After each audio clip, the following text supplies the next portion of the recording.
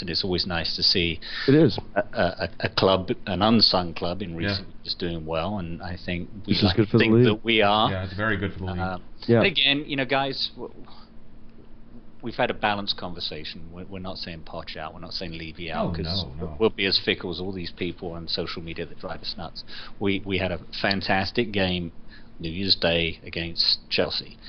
Yeah, we should have won. We didn't. We move on. We've lost 7 games. It's not ideal for a team that has lofty aspirations, but we know we're not going to win the title.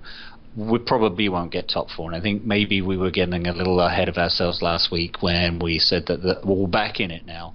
Well, we're not after this week, but again, we're under 6 great results, preferably all wins, but it's right back in the mix, and it's totally winnable with the Sunderland game. West Brom. West Brom, again, you got Pulis in the factor, and you remember the West Brom game last year, we found ourselves 3-0 down. Then who are we playing at the Lane after that last weekend of the month? I've forgotten. Before the North London derby. That's West Brom. Oh, it is West Brom. You're right. Yeah, West Brom. Yeah. Sunderland, West Brom, Arsenal, and then, of course, we got all those cup games. Yeah, 4 cup games. But let's be clear. I think you're absolutely right. I mean, look, we were exuberant last week. I don't think it was terribly irrational. Ken, you made a great point last week that, hey, these banana peel games are still out there. Well, this weekend proved it. And as I said, I just want to manage through these fixtures. Give me 1-0 Burnley, 1-0 against Sunderland, 1-0 against Sheffield United. Give me 1-0s the whole way through. I have no problem with that at all. Well, and it's vitally important at this point. This Palace loss really hurts, and it doesn't hurt just because it's a London derby and because Palace they seem to be that team. The last couple of years, they've taken 4 of the 6 points from us. They took points in each of the fixtures last year from us. But we have Sunderland, the 2 Sheffield matches, and West Brom coming up. We need to win those games, advance to the Wembley final for the league, because when you look at February, it's Arsenal at home, at Anfield, and then West Ham at home, wrapped around 2 Fiorentina ties in Europe. Yeah. It's very difficult February coming up for us. Yep. We need these points. We have got to be winning these games. And we said that in December. We were real nervous about United and Chelsea in back-to-back fixtures. We got 4 points. Yeah. That's how that's the mentality we need for Arsenal and Liverpool. Scousers, they've chipped away with a couple of dodgy wins, but they're back in it again, and they're nipping at our heels. And that's the last thing I want is for those guys to overtake us. So we threw out a few tweets if anyone had any questions. So we've never really done this live, but somebody did say, just remember New Year's Day, so that's why I kind of grounded us there with that comment. That was Conor Dardis at Conor Dardis. He's in Ireland, so thank you for that comment and keeping us grounded. So that puts us up to 5 listeners now? Well, and I can obviously. I can put a second pin on my Europe map. That's a great point. Yeah. He's now going to want to listen to us because we gave him a mention on that. That's great. I'll let him know. Kenny, you nailed it. I mean, February is brutal, and if you look at Burnley, Sunderland, Sheffield United, West Brom. I mean, that's a run of games that you pray for to build momentum, because it only gets harder. And I said it, I really think in many respects these next 5 or 6 fixtures, and with the pivotal one being February 7 against, in the Derby or at home against the Woolwich, I think sets the tone for the rest of the way. Because I think we'll be a slightly different team. I think there will be some different players by that time, and just manage through this run. And I really think we need Mason and Lamella back. These injuries, they can be nagging and last 3 months, or they can be done in 3 days. Hamstrings and calf strains and things like that. Those are your wheels, and that's your bread and butter when you're a football player. And if they're not 100%, Poch is not going to put you in this system to go run 10 or 11 or 12 kilometers up and down that pitch if you're likely to blow something out that'll cause you to miss the rest of the season. And right now, as a squad, we see what the weakness is, and the weakness is something that maybe we thought was a strength, and that's our depth or lack thereof. Yeah, no, totally agree. Hey, I just thought of something. Dottie, you've just made at Hotspur America podcast history with the first live shout out ever. On wow. Yeah. And wow. He's now looking at us going, because one of our partner pubs is the Staggering Irishman, so we gave them a shout out too. This is a magical moment. And for him being a lad in Ireland, he said Staggering Irishman, what a name for a boozer. So thumbs up to everyone in Dublin. You know what, we've got a good relationship with Spurs Ireland. Tony Burke Jr. Has gone back and forth with me a lot, and he does a lot of good stuff with Dublin Spurs. I've got the Dublin Spurs t-shirt, the scarf, and in fact I wore it yesterday, so the luck of the Irish didn't work. Anyway, fellas, we need to probably talk about the officiating so we can get that out of the way and move on to a bit more about the transfer window. We did get a tweet asking us a question, so I figured we'd address that, but let's talk about those pivotal decisions that Anthony Taylor did or didn't go against us, and there were also some handball decisions. The first one obviously was the Stambouli penalty. It breaks my heart. Penalty, no penalty. You know how much I love him, and that was as technically perfect of a tackle as you can make inside the 18, which is always a gamble to do, and it just was it's just a horrible call, and it was more situational. That call can happen. It's just a shame it did, but he made a fantastic tackle. I agree. I totally agree. Not a penalty for me, and it's not just that I'm biased. It's not a penalty. He caught the ball. He caught the ball. Period. Never touched. It was arguably a dive. Yeah, I think if you looked at it in slow motion, he probably came along the side of Ledley's foot, but as soon as the ball was cleared, he was already starting to fall. So I know it's very hard in a split decision to call it based on the theatrical dive of Ledley, but in my mind, no penalty. I agree. Then down the other end later on, Harry Kane. It's 50-50, but you know what? That was a penalty as well. No, that's a penalty. Yeah. Well, from behind.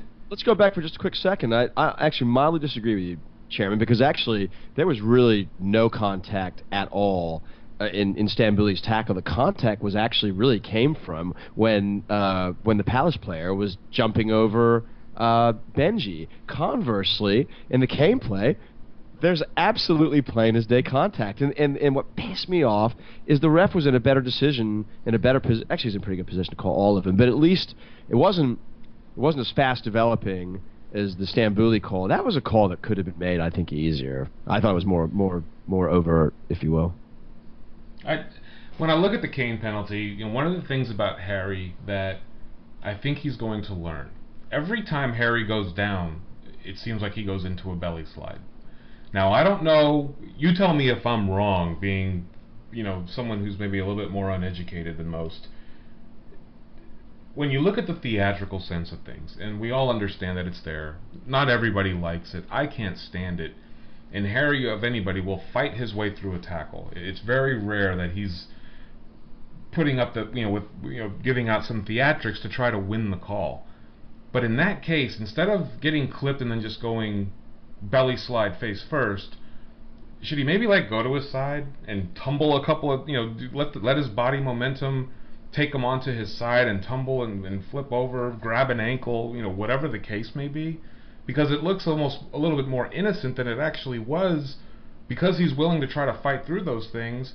And he got up, and to his credit, he wasn't cussing and yelling, but he was, ref, ref, ref.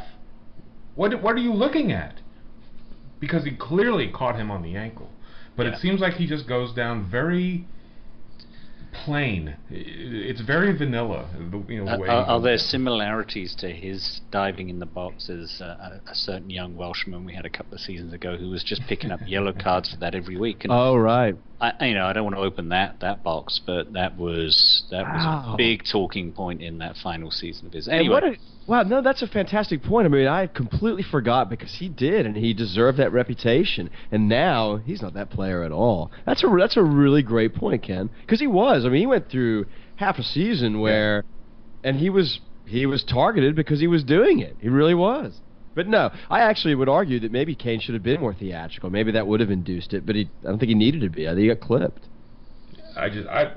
I'm sorry, I just think Anthony Taylor, he did get a few calls right. The handball thing he waved off, with Walker, and the things that were blatantly obvious, of course we all have replays and vines, and we can watch it a million times after the fact.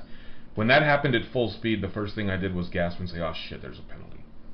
So if I'm seeing that on TV and thinking it, and he's at ground level, 20 feet away from it or whatever, at full speed, do you give him the benefit of the doubt and just say, hey, look, whatever? But when you don't get the call on the other end, when it's even more obvious, he's not getting any help from the guys on the side, from his linesmen. One of the things that worries me about the English Premier League is that some of the pundits have said there's not a lot of good young referees coming up through the system. Who's going to replace these guys as they get older and, like, Howard Webb eventually say, guys, I'm done, I've enjoyed it, wonderful career, and he's off doing something else, and there's nobody good to come in. We're now dealing with some of these younger officials.